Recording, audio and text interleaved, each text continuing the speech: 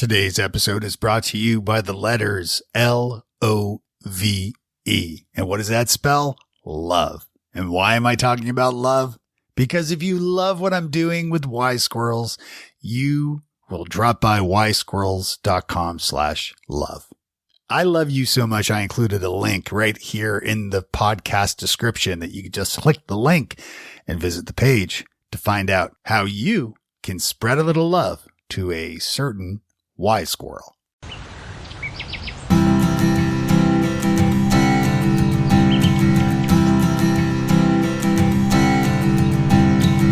Welcome to Wise Squirrels, the podcast for late diagnosed adults with ADHD. I'm your host, Dave Delaney.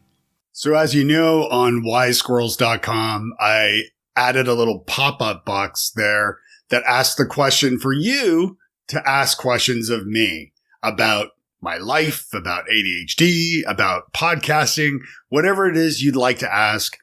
As you know, I'm pretty much an open book on most topics, so I'm here to support you and also to learn from you and to answer your questions. So I received a couple questions and I wanted to answer one in the episode today.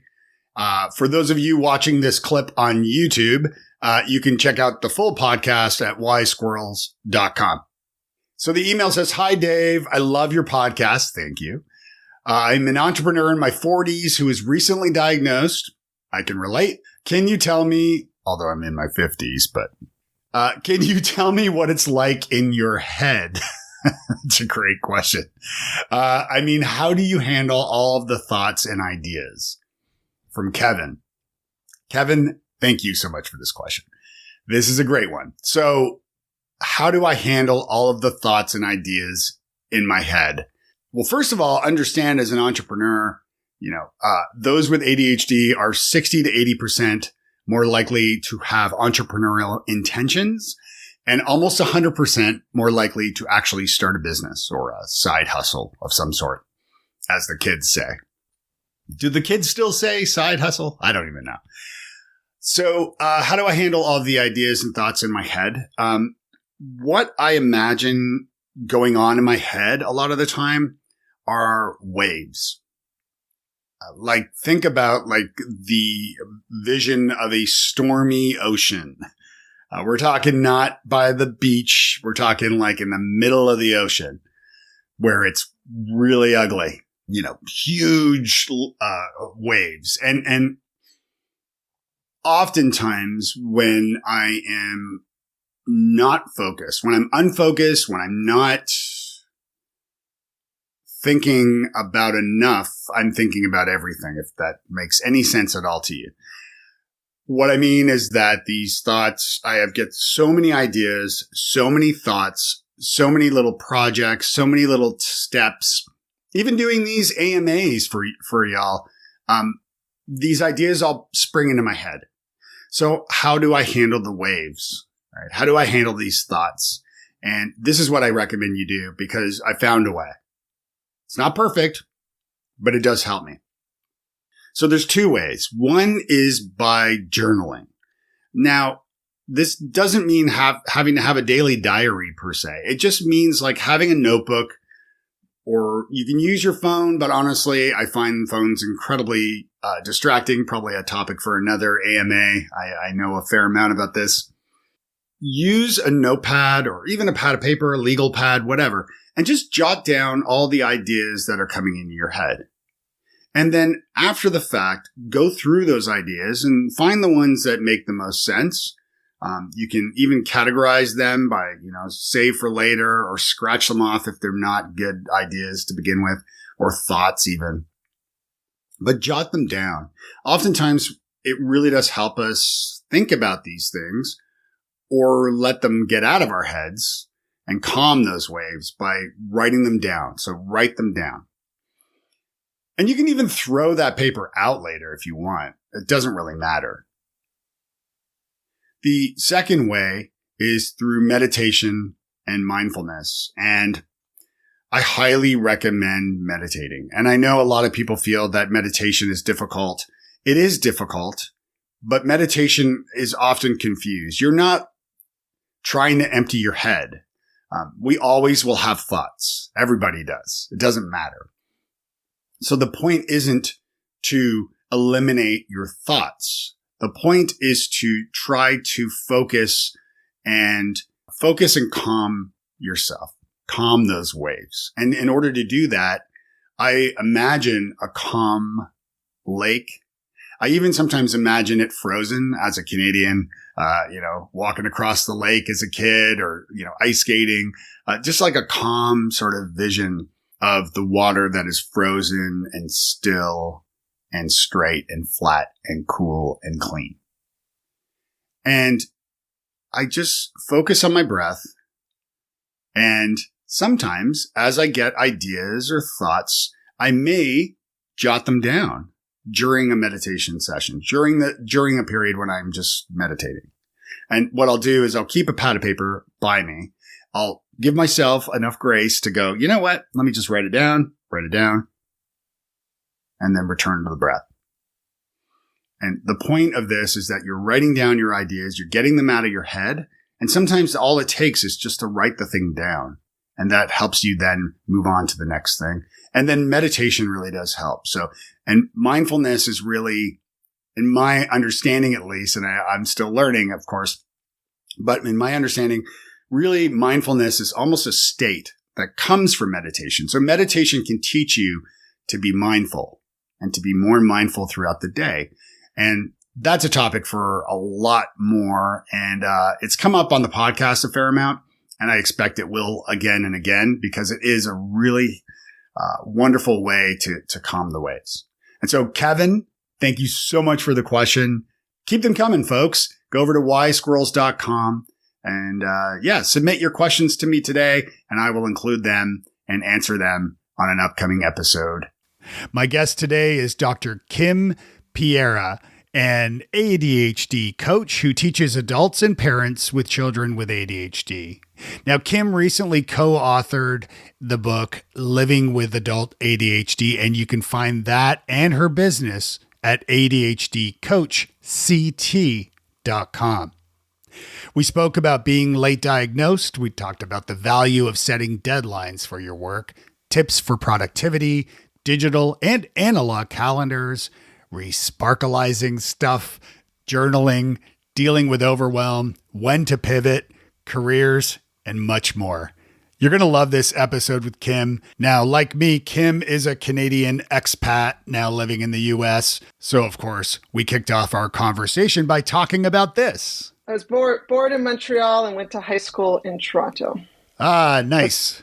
That's very cool. My dad was born in Montreal, or he was actually born in Quebec City, raised in Montreal, and then came to Toronto back in the 70s, I think. And then, I was born and raised in the mean streets of downtown Toronto as well. So, very cool. Yeah. Very cool. Yeah. What brought you to Connecticut or to the US? I actually grew up mostly in New Jersey. So in between Montreal and Toronto, I spent my elementary and middle school years in New Jersey, just outside of New York City. And then when it was time to look for university, college options, I actually came back to the US for college and basically never left. What got you started in ADHD? What piqued your interest in this field?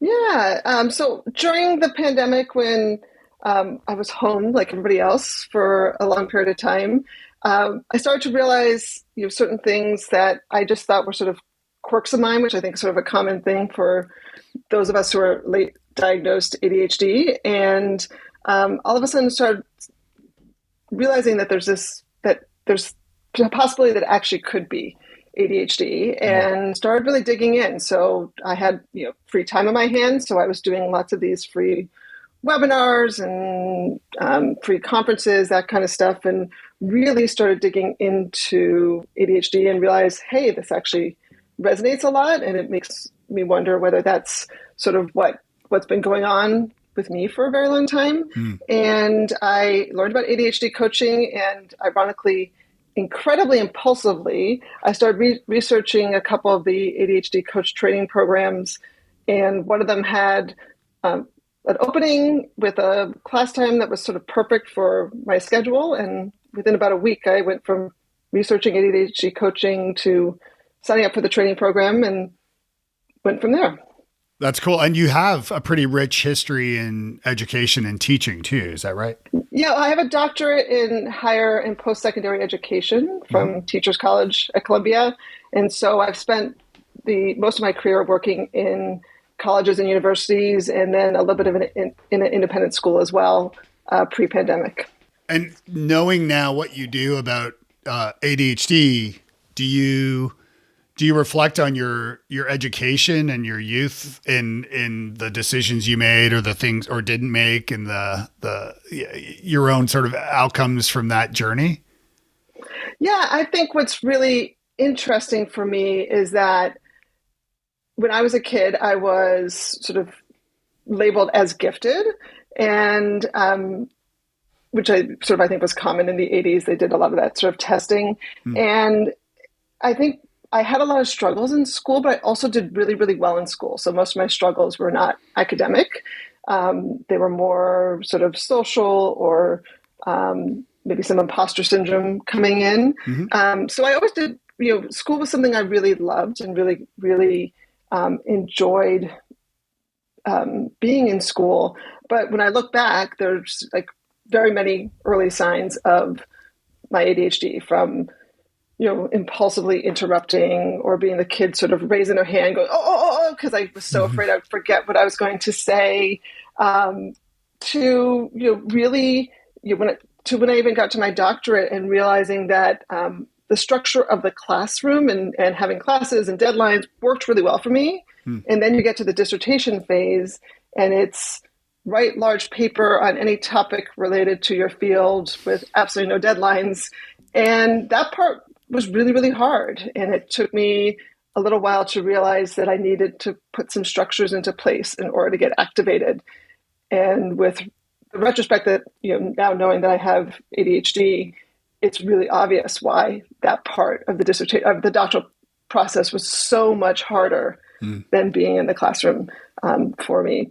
It probably explains a lot why or at least in my conversations with smart ADHD experts like yourself, having these conversations, I've learned that a lot of like college age students get diagnosed. And to your point, like once you go off to college, you're really on your own. And where in high school, you're given these, these dates that you have to have things done by. So you kind of lose that. Yes. And I think, I work with a number of college students who get confused because they actually did well in high school but they had all these structures in place, and people noticed if you weren't showing up to classes or if you weren't handing in your assignments, and then you hit college and not only do you're not as busy in terms of like every moment of the day being structured, but all of a sudden you need to, no one's really paying attention to whether you're showing up or handing things in. And without that accountability, a lot of ADHDers start to struggle. When I wrote my first book, New Business Networking, it was a very difficult process, talking to a Canadian.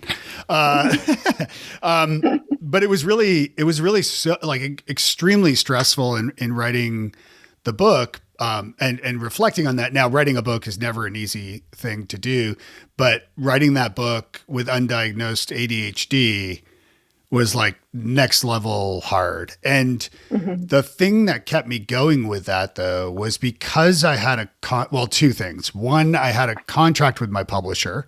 They gave me an advance. So I had these like legal dates in contract to send everything in by, the chapters and so forth. And I didn't miss those dates. I was never really late on any of it. But I think reflecting on it, I mean, obviously, as you mentioned a little bit, like with self-doubt and imposter syndrome, things like that. I mean, that comes up naturally when you're writing a book, or especially a nonfiction, but also like experiencing that with the ADHD made things even more difficult. So I think having those dates in place, as you mentioned, really did help me, those deadline dates to hit. And the other side of it too, the second thing was my wife. Thank God for my wife, because there's no way I would have completed it. I tried throwing in the towel multiple times, like, forget it. This is not for me. And my wife's like, you have to do it. She was like, get off the roof, come down. Not actually, but to be clear. But yeah, she really, really kept me going with that. Do you, in the adults that you serve, are you, do you do much with couples or sort of mixed neurotype couples, anything like that at all? Or Not when I'm working with adults with ADHD, but I do work with some parents of children with ADHD, and a lot of times I'll work with sort of both the mom and the dad, and sometimes there's one with ADHD, sometimes neither of them have ADHD, sometimes they both do. It just sort of depends. But my work with adults is one-on-one. Yeah, got it. And I, it's my understanding that it's roughly, I think it's estimated at about 80% hereditary as far as ADHD goes. So like, so often I'll talk to parents, like friends or whomever, who have an ADHD kiddo, and I'll be like, I know, like, just talking to them, I can, or if I know them somewhat, I'm like, wait, I wouldn't say it, but I'd be pretty certain that they too have ADHD, like just undiagnosed. And, so there's, it's just interesting to me that happens. Do you see that? Do you find that happens a lot? Yes. Yeah. I think a lot of times, especially because ADHD wasn't diagnosed as much in the 70s and 80s and early 90s, because we didn't have a great of an understanding of what it looked like, especially in women and girls, but also in boys who may present as the inattentive type and not the more hyperactive type. And I think what's really interesting is it's a lot of times when that journey happens with a kid getting diagnosed or something like that, where all of a sudden the adult goes, oh, wait a second, this sounds very, very familiar. And I have a lot of clients where that's sort of the situation. I also work with clients who are not officially diagnosed, because the diagnostic process can be very complicated. It can take a long time and it can be very expensive. So a diagnosis is not required to work with most ADHD coaches. I think most of us work with people who are not diagnosed officially, but it's this realization that, wait a second, this really resonates, and I really, really sort of see a lot of the ADHD features and symptoms resonate with me. Is there a point where, like, I understand where if you don't have health insurance or something like that, especially in the U.S., let's not start two Canadians start riffing on socialized medicine. Anyway, and there are problems in Canada too, because there's not a lot of access to doctors to get diagnosed, but that's a different story. Yeah. So what are your thoughts on the people that you serve who are undiagnosed, who clearly have ADHD? Like, what are your thoughts on medication? Because I feel like I personally am on stimulants now and they have greatly helped me. I'm also seeing a therapist and I'm seeing an ADHD coach as well. So what are your thoughts on that? Like, is there a point when you say, you know what, you really need to see a psychologist or a psychiatrist or your GP to get an actual diagnosis so that you can get, not formal treatment, not to downplay what the great work that ADHD coaches do, but also getting like more in depth with like psychological therapy or medication, things like that.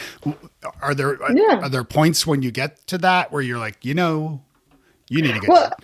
What are your thoughts? It's always the client's choice on whether they want to do that. But I do think therapies, from as far as I know, is a avenue that's typically stays open, whether you're formally diagnosed or not. Sure. Yeah. But if someone is interested in pursuing medication as one of the tools in their toolbox to manage their ADHD, then a lot of times that's the one, having a diagnosis for most prescribers, and I'm not a prescriber, but most prescribers, from what I understand, will want to see an ADHD diagnosis before prescribing medication. So that is something that is, if medication is a tool, then the diagnosis process, can definitely be an avenue that makes sense. Yeah. Yeah. For those not on medication, or maybe they are as well, what strategies are you using to help, with a focus on sort of mid to later aged adults, because that's sort of our Wise Squirrel, late diagnosed adult people. What sort of strategies do you find are common or most popular among the stuff in your toolbox that you help your clients with? Yeah. So, as an ADHD coach, the strategies tend to be very individualized, but there are certain sort of themes that I see that a lot of the adults with ADHD that I work with struggle with. There's, for example, things like how to prioritize what we're going to do during the day, how to keep track of all the many things that adulthood requires us to do, how to figure out what we actually care about and are interested in, and what to do with all the stuff that falls in that bucket of not interested. And is there a way to, if possible, outsource some of that, which is a wonderful tool. If outsourcing is not a possibility, how do we sort of navigate through over that sort of I'm not interested in this sort of a block that we can end up getting into, and sort of thinking about whether sort of shifting the way we think about something, gamifying certain tasks, paying, as people who are in relationships, figuring out, hey, I don't mind doing the laundry, but I absolutely hate doing the dishes. And if you don't mind doing the dishes, can we just sort of trade these off? So really being much more mindful about the interest-driven brain and how we can, when we are interested, how much easier it is for us to do things, and trying to craft our lives more in line with that interest. Because a lot of times we just end up doing things because, I need to do the dishes. But if there is a way that, I can offload that task because I really hate it, but I love doing this other task, then there's no reason why not to do it. No, it's a good tip. It's a really good tip especially for folks with partners. I like that idea of like splitting those tasks. I think that's part of the reason why my wife hasn't killed me yet is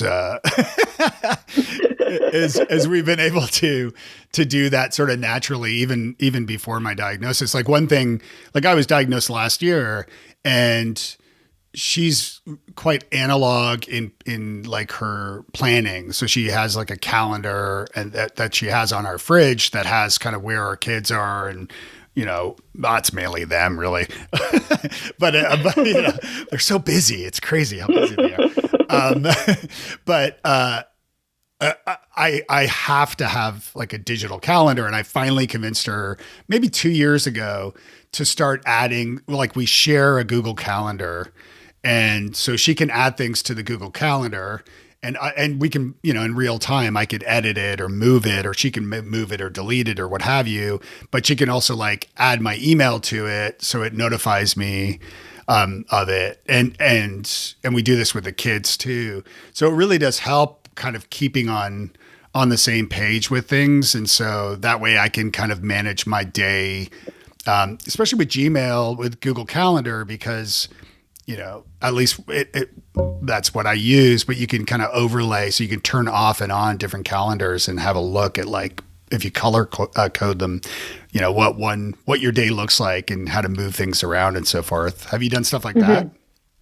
Yeah. So I think there's, when I'm working with clients, there's a mix between the benefits of having a digital calendar and having an analog version. And what I always sort of talk to clients about is, what works, what do you sort of naturally like to use? And that's sort of that's the right one for you. So if you like to use digital, or you like to use a paper calendar, like this idea that everyone should be on digital, it doesn't have to be that way.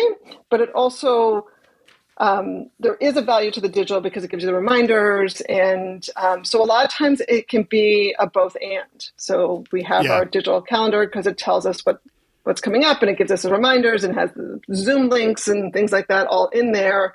But if we really want to know what we're doing for the day, sometimes having a paper version or writing out our schedule for the day and can also be really helpful because that gets it into our sort of working memory in a much more salient way than if we're just looking at a calendar online. So, but the best calendar, of course, or the best any tool is the tool that you have with you. So if you think the notebook's the best thing, but you never bring it with you, then it's not a useful tool, and vice versa. And the nice thing about the digital is because many of us bring our phones everywhere. The digital calendar does stay with us. Yeah. And do you find often this is a topic I haven't really explored too much, even in my own stuff, or my own business or life. But my understanding is part of there's definitely, benefits as well. But one of the curses of ADHD is that you find a system or you find a process that works for you until it suddenly doesn't. And then you've got to what is up with that? Like, what is it that we find this perfect thing? Let's say it's a digital calendar in this example. And then for whatever reason, we stop using it. Like, what's happening there? Yeah, so this goes back to the interest-driven brain. And whenever we're doing something for a long period of time, the novelty wears off of whatever the tool is. And so there's a great term that one of the sort of trainers at ADCA, which is one of the main ADHD coach training centers, a woman named Barbara Luther will talk a lot about, is this idea of needing to resparkleize.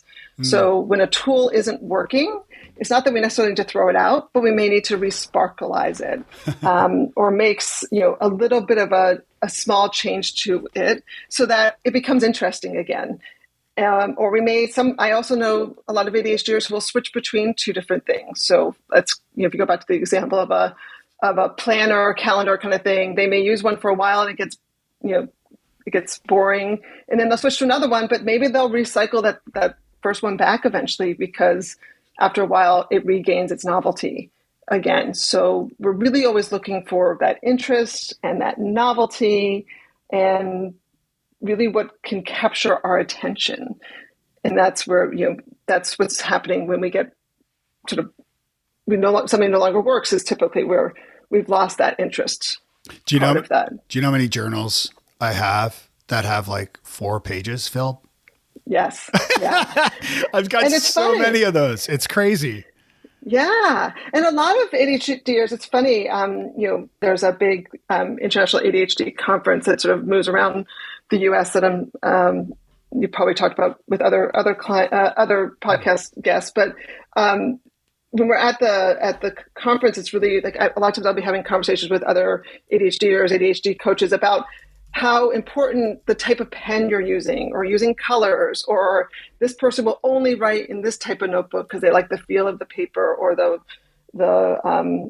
way it lies flat, or whatever the thing is that works for the person. We can tend to get really passionate about it, and having sort of multiple markers with different colors, or erasable pens in different colors, or those kind of things can keep our brain interested.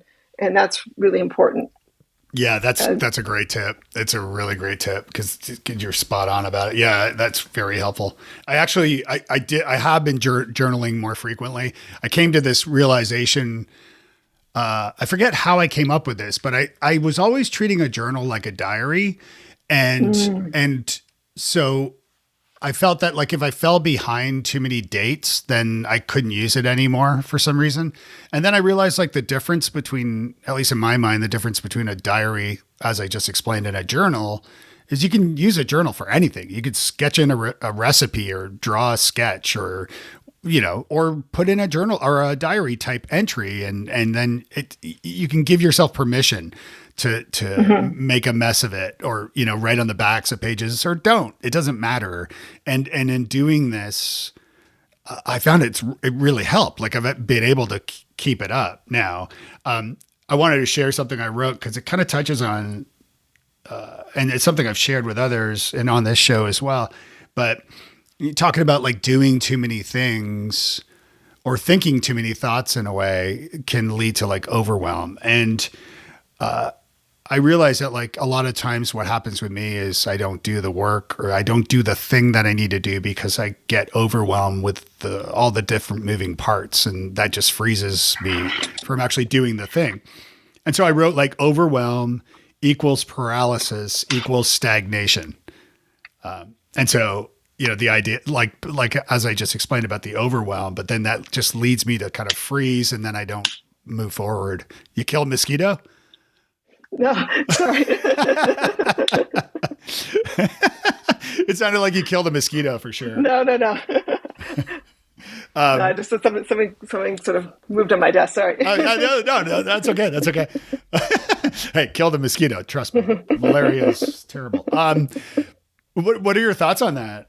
Yeah, I mean, I think overwhelm is a huge issue for ADHDers, and it can be, as you said, sort of that idea of really paralyzing. And it can, if we have so many things that we want to do, but we don't know where to start, that can be really, really challenging. And that is one of the things that is really common with ADHD, is not knowing how to naturally sort of dive into our to-do list, or how to naturally sort of start a project, and like, where do we actually sort of think about this. And I remember the first conference I went to 2 years ago in person, was there was someone who did a presentation. I actually can't remember her name, but she had this image of the neurotypical brain when they enter a project is sort of climbing up a ladder. So they know like this rung, and then we go to this rung, and then we go to this rung.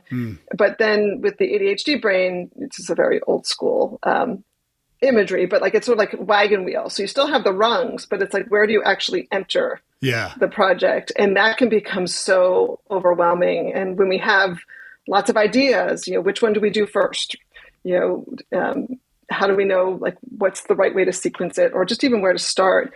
And that can be one of the most devastating things with ADHD, is that we have really great ideas. We can be incredibly creative. And I use creative in a very, very broad way, not just artistic, but just in the way of really thinking of all these different ways to think about an idea. I have a lot of clients who talk about the ability to solve problems in ways that no one else in their company can solve them, because they just see the puzzle pieces come together in a different way. And all that creativity, though, can get stuck if we get into that state of overwhelm.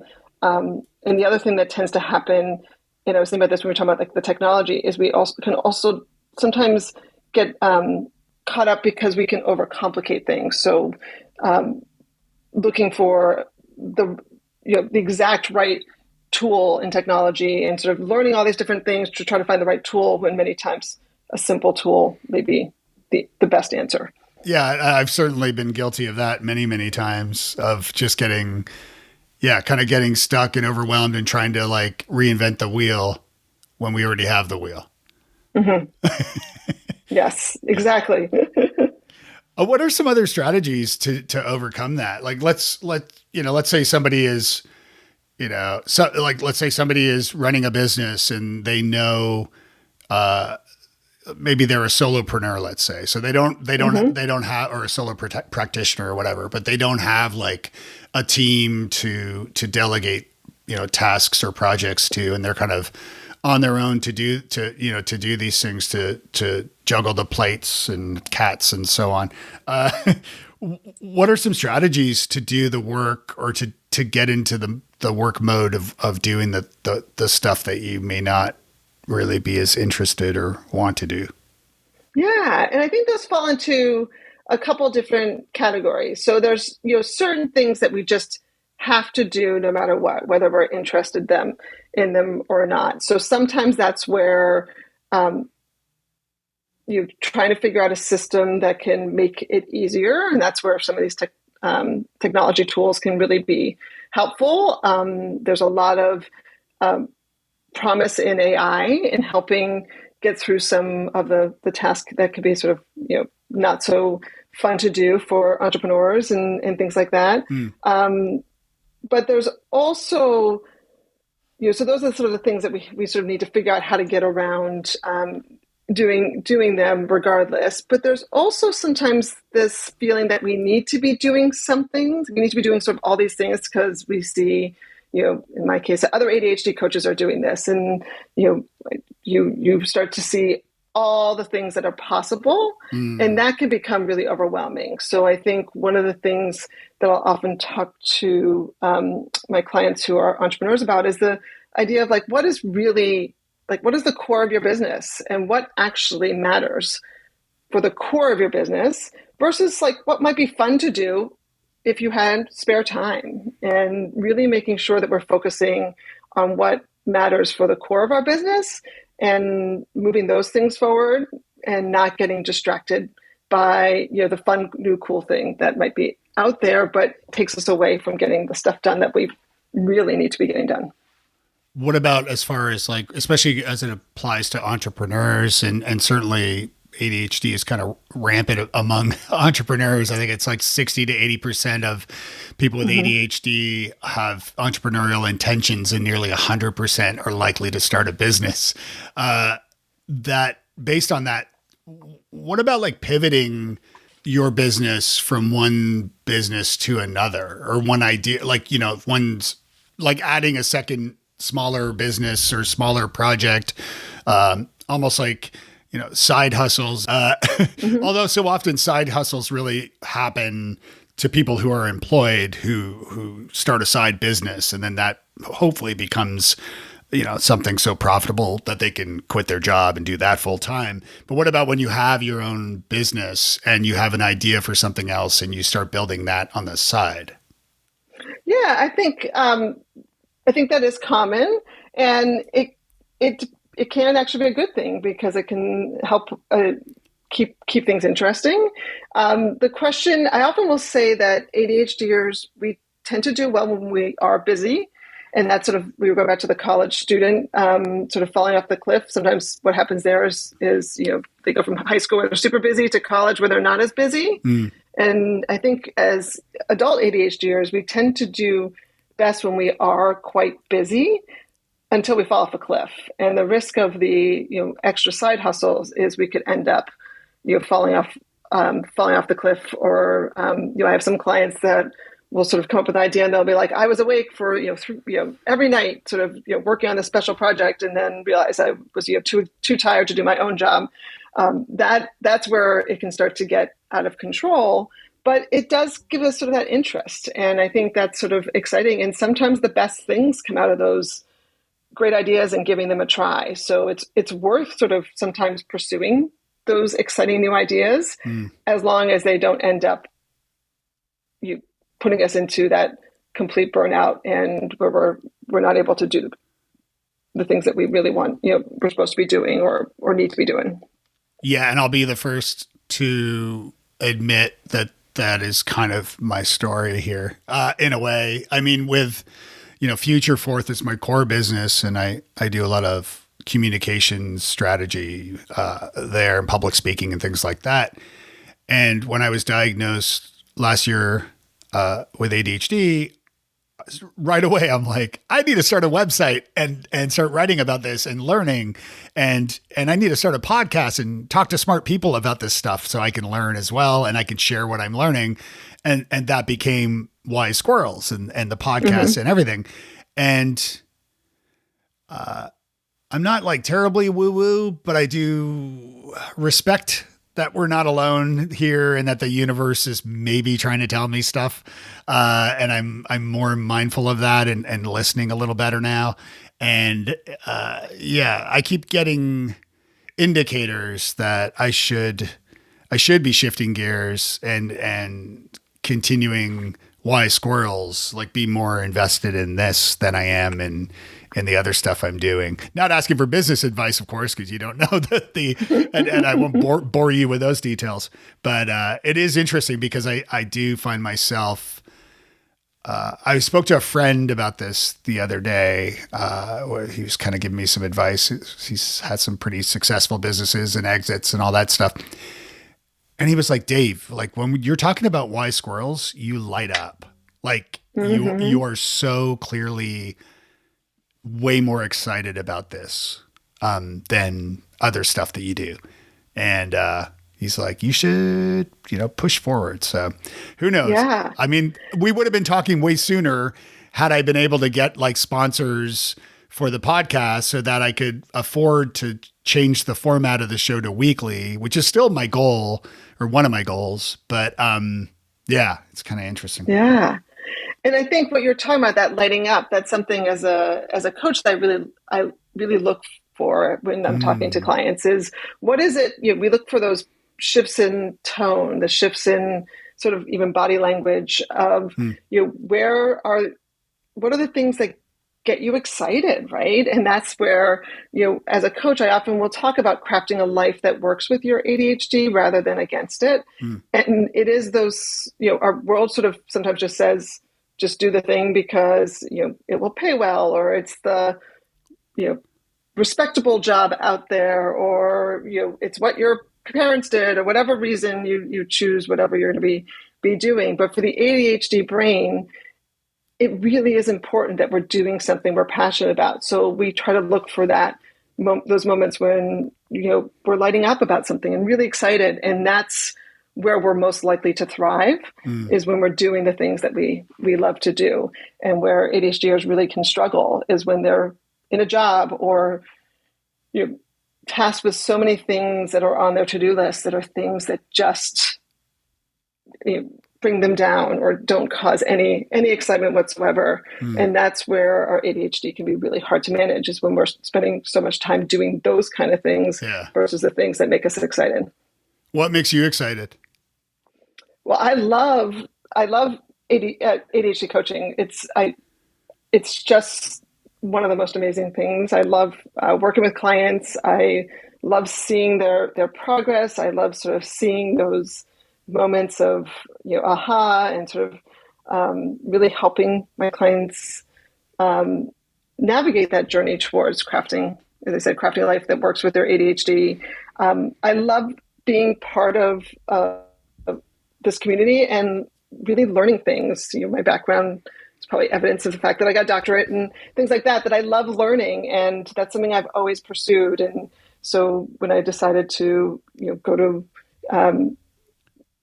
get my ADHD certification and go do coach training, I just loved learning about ADHD and all of that, the coaching process and all of those kind of things. I'm actually now currently doing an advanced training my first training was at a place called the International ADHD Coach Training Center, or IAC Center. And now I'm doing an advanced training at ADCO, which is another ADHD coach training program. And I just love learning all the time. So I get fired up when I'm learning new things. And I also, I'm a parent, and I just love the fact that what I do allows me to spend as much time with my kids as I'm able to, because as an entrepreneur, I can craft my life around their schedule. And so it allows me to do both things, which I never thought I'd be able to do when I was working. And are there other, because a lot of the ADHD coaches that I speak with, they themselves have ADHD. Are there other career paths and things that you've noted that seem a better direction for those with ADHD versus, neurotypical folks or what have you? I mean, I think, part of it has to do with interest and everyone's sort of interested in different things. I think one of the obvious things you mentioned were that there are a lot of ADHDers who are entrepreneurs, because I often will say we do well with structure with flexibility, and being an entrepreneur gives you that flexibility and that excitement, and we can get our ideas and craft them into a business the way that we want the business to look like. I think, I have a number of clients, interestingly, that are in the tech world, and that's not my specialty, but there's sort of a structure in the tech world that seems to work really well for a lot of my clients. And there's often, although it may seem very independent, a lot of times there's a lot of collaboration, accountability, body doubling built into computer, coding kind of roles, that kind of thing. So that's not what I would have thought would be a big ADHD thing, because I just hadn't thought about it. But I have a lot of clients who are in the tech field and really thrive with their ADHD. I think the creative world, is filled with ADHDers, whether it's actors or singers or even athletes, that kind of thing. But I have clients who are in all different kind of things. I have lawyers, especially those who go into court, and the thrill of being in court is really exciting, or the thrill of that win can be really a really big sort of dopamine hit and very exciting. So there's a really wide range of careers that I do think that works. What really matters is what is that interest to the person, and if you're not interested in it, it doesn't.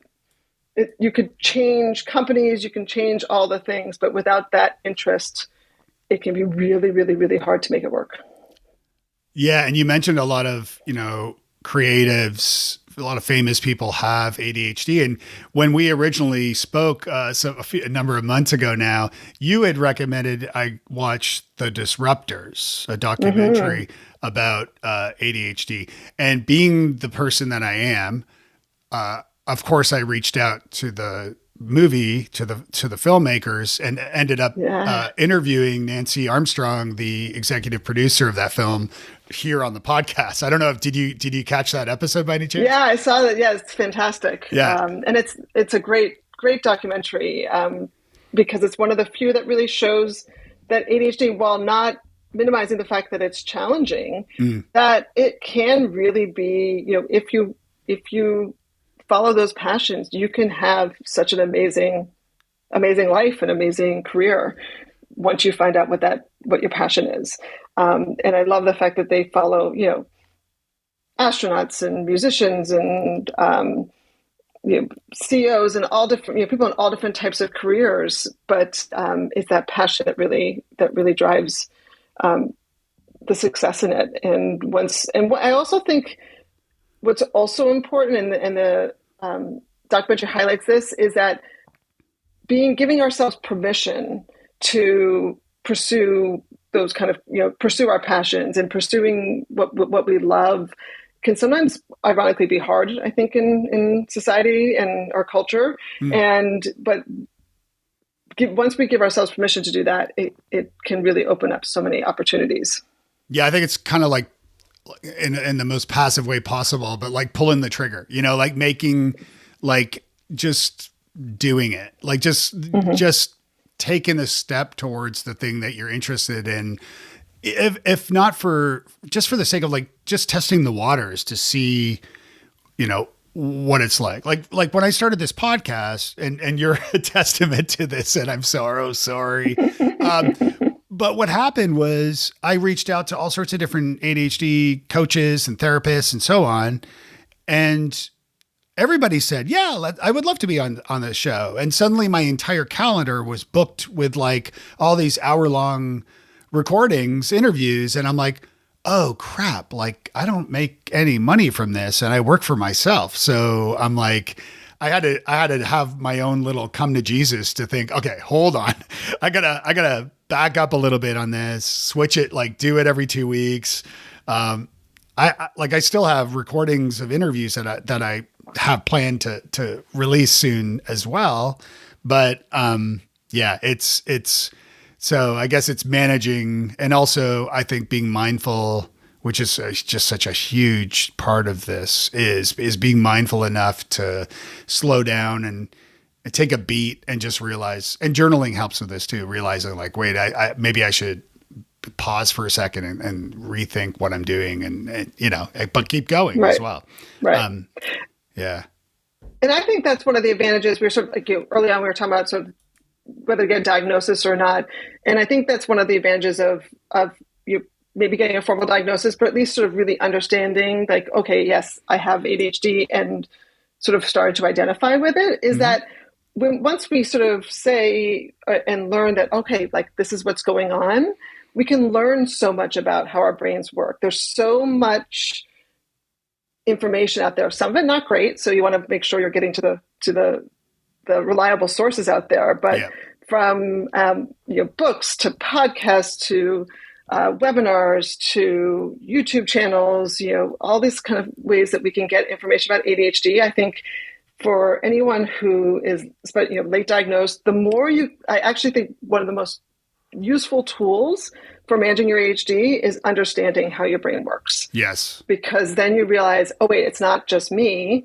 It is actually an ADHD thing. And a lot of times when I work with clients, I sort of, point out that they're not alone with that struggle or that experience or that, that feeling that they're feeling, and that it is sort of common with ADHDers.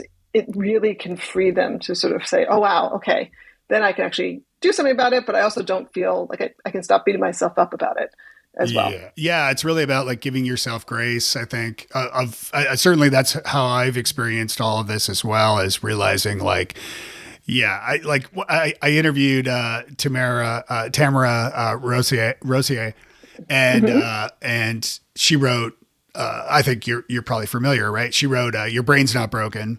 Yeah. Which was the first book I read. And I was like, oh my God. Like I kept texting my wife, like, or you won't believe this. Like, this is me. And like, now I know like these weird tendencies or whatever habits or things that I do. I'm like, oh, and as I was reading that, I'm just like, oh, like totally connecting the dots on this stuff. And I think to your point, like, I think it is really important,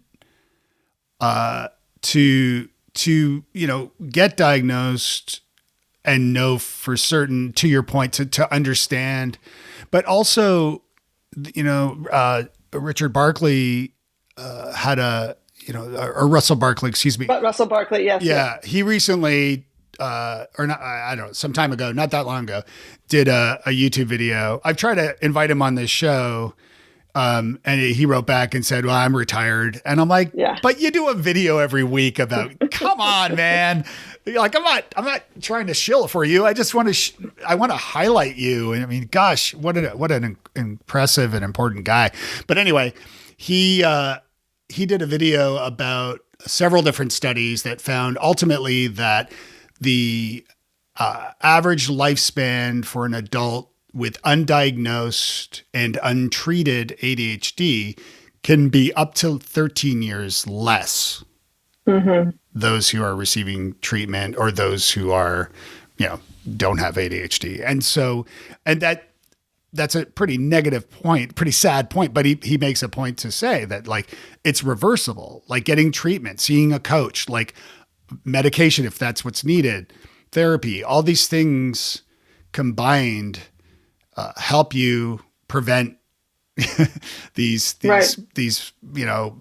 mishaps from happening, and those mishaps can include like just a quick car accident, or a spare of the moment you don't think, or you're driving too quickly and you crash, or it can include like overdosing or alcoholism or things like that, where the excessive thing is there. And and this is where I'm really hopeful, in the sense that I feel like the current generation that's growing up, the children and teens of today are much more open about mental health and much more comfortable sort of saying, I have ADHD, and not hiding it. And what I find is really fascinating is I think it's more sort of our generation that is like, oh no, hold on, don't say it. And I've had people sort of tell me like, I know you have ADHD, but why do you talk about it? Well, there's nothing to be ashamed about having ADHD. Yeah. And it actually is a part of me. So of course, I want you to understand it. And the more people can see that people with ADHD can be successful. I've had people tell me there's no way you can like, you were misdiagnosed. How can someone with a doctorate have ADHD? And, and a lot of us have heard those kind of statements, and it has nothing to do with intelligence. It has nothing to do with any of that kind of aspect of it. It is, a neurobiological disorder that impacts our, our ability to focus. And I think that's sort of very different than how a lot of us sort of understood ADHD. So I am hopeful that, the generation that's coming up will embrace it more and really look for the resources that they need to thrive, whether it's asking for accommodations or really understanding that they need to choose career fields that align with, their ADHD rather than following that career field that their parents just want them to go to. So I think that's super, super important to understand that the changing sort of culture, I think, will be really helpful. And it's usually the parents that are the ones who don't want to talk about it, not the kids. Yeah, that's a great point. I'm being mindful of time here, but I did have a quick question regarding friendship. As we get older, regardless of who you are or your neurotype, having friends, especially after moving, and I know you've spent time traveling and lived, abroad and things like that. Mm-hmm. But as you get older, it's harder to make new friends. Any tips on making new friends, especially with ADHD? Because one thing I've experienced is I know a lot of people from running my own events. But as I sort of think about this stuff, I realize that I don't have as many, I have a few really close friends, of course, but the rest kind of fit into the acquaintance and less friend. And I know myself now, it's partly what we were talking about before with this overwhelm of managing all these relationships and then not managing any of them. Any tips around that? Well, I think there's a couple of things going on. I mean, in general, ADHDers can struggle socially a lot more. So that is, we often can struggle with reading social cues or, other different ways. But there's also this sort of, we pay attention to what's in front of us. So the friends that are maybe less close by or that we're not seeing on a regular basis, if you're an entrepreneur working from home, you're not naturally running into your friends, on an everyday basis.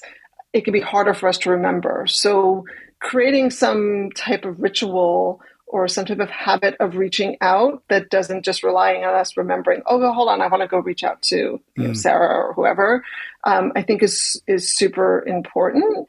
And but it can be difficult. And I think sometimes also identifying what our barriers may be. I have clients who really find text messages to be really stressful and they prefer to speak on the phone, and other people absolutely hate the phone and they only want to text or they only want to see people in person.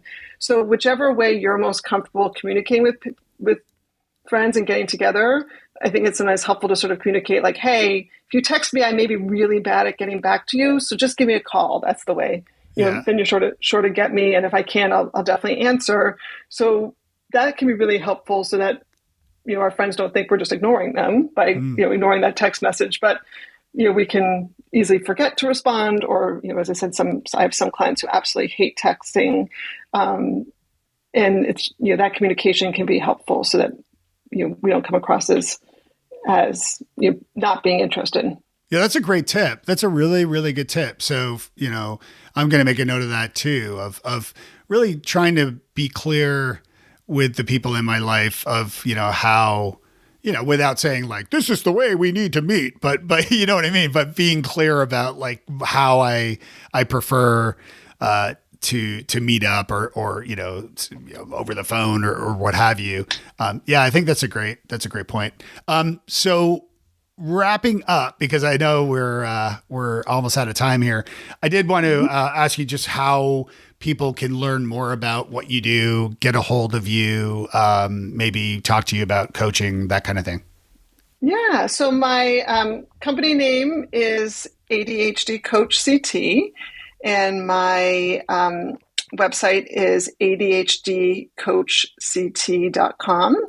And on my website, you can find out more about me. You can set up a free consultation if you're interested. I also do have a Facebook page, ADHD Coach CT, which I do post things there from time to time. And I also have a newsletter that you can sign up for on my website. So when I have a new event coming up or something like that, then I usually will send out a newsletter about that as well. Great. Excellent. Well, I will make notes of that and include it in the show notes. Kim, did I miss any questions or any topics that you feel like we should have covered, or are we good? Well, I can talk about this all day long, but no, I think we talked about a lot of really important things, and I think for those those who are listening who are late diagnosed ADHD, I think it's really important that they don't you don't think it's too late to get support. That getting support, whatever it looks like, whether it is coaching, whether it's therapy, whether it's medication, whether it's getting accommodations at work, any of those ways. And actually the best management of ADHD is a combination of all these things. And I want to really add in that education piece.